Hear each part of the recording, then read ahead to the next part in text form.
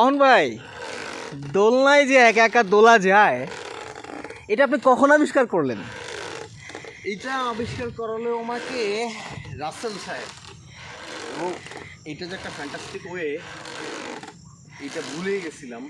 রাসেল আমার মনে করাই দিচ্ছে, এবং আমি সারাদিন সারা রাত মানে যতক্ষণ হাতের স্ট্যামিনা ঠিক থাকবে ততক্ষণ দোল খাওয়াই। এটা রাসেল আমাদের শেখাইলো মাত্র, এবং থ্যাংক ইউ ফর রিকল। আপনার শৈশবকে কি আপনি ফিরে পাচ্ছেন? অবশ্যই, মানে গাছের মগ ডালে রশি লাগায় তারপরে পানির উপরে দিয়ে অনেক জোরে জোরে দিতাম এরকম সারাদিন, তারপরে ঠাস করে হাত পা ছাইরা দিয়া পানিতে পইরা গোসল টোসল কইরা তারপর বাসায় ফিরতাম, সেটা মনে হচ্ছে। আচ্ছা, গাইবান্ধার এরকম একটা স্মৃতি বলবেন? আমি তখন ক্লাস 3-তে পড়ি, একটা রেইন ট্রি গাছ, এইটা আমাদের ঠিক একটা পুকুরের পাড়ে ছিল, এবং পানি আসার পরে পুকুর এবং আমাদের বিলটা মার্জ হয়ে যায়। তো একটা বিস্তীর্ণ একটা নদী, খাল, বিল এই টাইপ লাগে। তো সেইখানে এরকম অনেক লম্বা, যখন পাটের সময়, অর্থাৎ যখন পাট কেটে ধোয়, মানে বর্ষার সময়, সম্ভবত শ্রাবণ মাস, এখনো বর্ষা, কিন্তু পাট আসতে আরও মাসখানেক সময় লাগে। সেই রশি দিয়ে আমরা এইরকম বানাইতাম। ওইটা হয়তো একটা রশি, মানে আমি যেটাতে উঠে আছি এইটার মতো না, সেই মানে একটা পিঁড়ি দিয়ে বসা যায়। একটা পিঁড়ি দিয়ে বসা যায়, এবং সেই রশি ধরে ঠিক এভাবে একা একা সারাদিন কিংবা যতক্ষণ মন চায় দোল খাইলাম। হ্যাঁ, এবং এই দোল খাওয়ানে আমাদের হুড়োহুড়ি তত্ত্ব। তো একদিন কী হয়েছে, সেই দিন আমাদের স্কুল খোলা ছিল, কিন্তু আমি লক্ষ্য করলাম আমরা ভেলায় স্কুলে গেলাম, অর্থাৎ রাস্তাটা ডুবে গেছে। তো আমার স্কুল ছুটি দিচ্ছে না, আমার খুব করে মনে হইতেছিল বাসায় গিয়ে এরকম দোল টোল খাইয়া গোসল টোসল কইরা স্কুলটা শেষ করা যায় কিনা। তো আমার সেদিন খুব কষ্ট হচ্ছিলো যে আমার যারা সহপাঠী ছিল তাদের 50%-ই আসলে সেদিন ক্লাসে ছিল না, এবং আমি খুব স্যাররে বোঝাই টোঝে ফাঁকি দিয়ে না যে স্যার আমার যাইতেই হবে, আসলাম, এসে এরকম দোল খাইলাম। তারপরে সেই সময় যেহেতু পাটের সময় ফড়িং ধরলাম। আর এই আচ্ছা, ফড়িং ধরার বিষয়টা কিন্তু ইন্টারেস্টিং।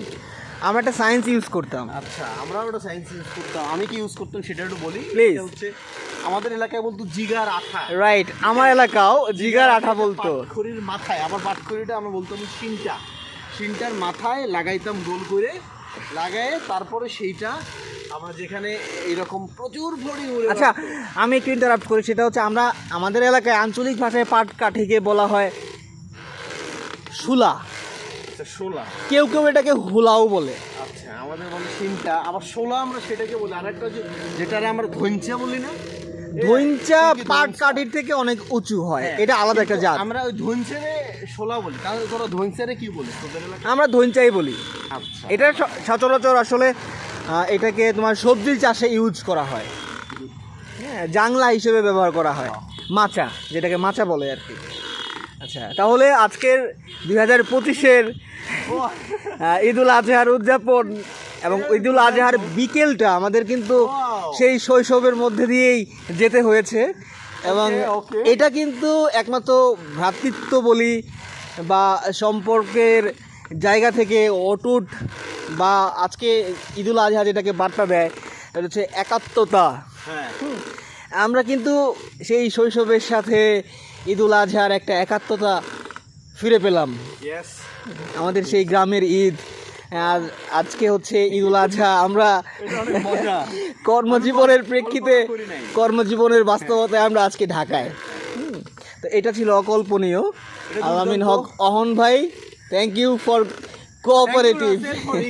যে আমি এটা ভুলে গেছিলাম যে এইটা একা একা যে করা যায়, এটা সায়েন্সটা বলা হলে 1 মিনিটে যদি আমি সায়েন্সটা বলি, 1 মিনিটের সায়েন্সটা হচ্ছে যে রশিটা আমরা ধরে আছি, এইটার প্রথম শর্ত হচ্ছে রশিটা ধরার জন্য হাতটাকে অনেক শক্তিশালী হইতে হবে, অর্থাৎ আপনার হাতের স্ট্রেংথটা কেমন, এইটা হচ্ছে মূল বিষয়।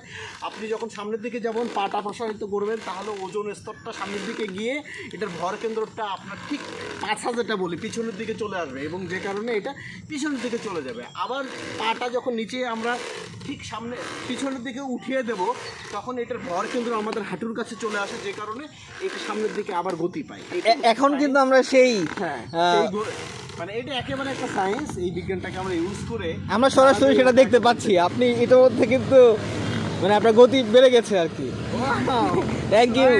থ্যাংক ইউ অন ভাই, থ্যাংক ইউ, এত সুন্দর একটা বিকাল দেওয়ার জন্য রাস্তা, থ্যাংক ইউ।